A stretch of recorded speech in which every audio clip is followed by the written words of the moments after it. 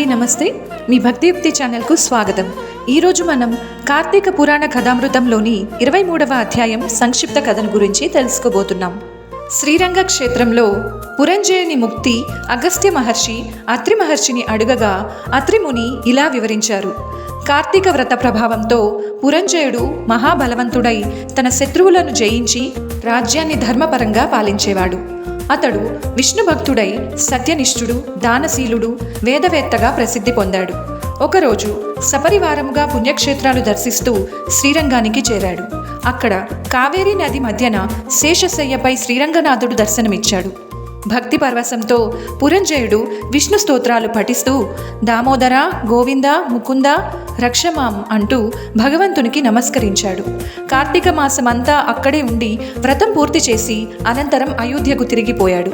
అయోధ్యలో అతని రాకకు ప్రజలు ఆనందంతో మంగళవాద్యాలు వాయిస్తూ స్వాగతం చేశారు. రాజు ధర్మపాలనతో రాజ్యాన్ని సుసంపన్నం చేశాడు. తరువాత వృద్ధాప్యం వచ్చినప్పుడు తన కుమారునికి రాజ్యం అప్పగించి వానప్రస్థాశ్రమం తీసుకొని అరణ్యంలో తపస్సు చేశాడు. ప్రతి సంవత్సరం కార్తీక వ్రతం ఆచరించి చివరికి శరీరం విడిచి వైకుంఠధామానికి చేరాడు. అందుకే అగస్త్య మహర్షి కార్తీక వ్రతం మోక్షప్రదమైనది, దాన్ని ఆచరించే వారందరికీ వైకుంఠ ప్రాప్తి కలుగుతుంది. ఇదే కార్తీక పురాణం 23వ అధ్యాయం సంక్షిప్త కథ. 23వ రోజు పారాయణం సమాప్తం.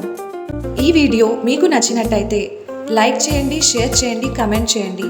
మరియు ఇలాంటి పవిత్రమైన కథలను తరచూ వినడానికి భక్తియుక్తి ఛానల్ను సబ్స్క్రైబ్ చేయడం మర్చిపోవద్దు. ధన్యవాదాలు.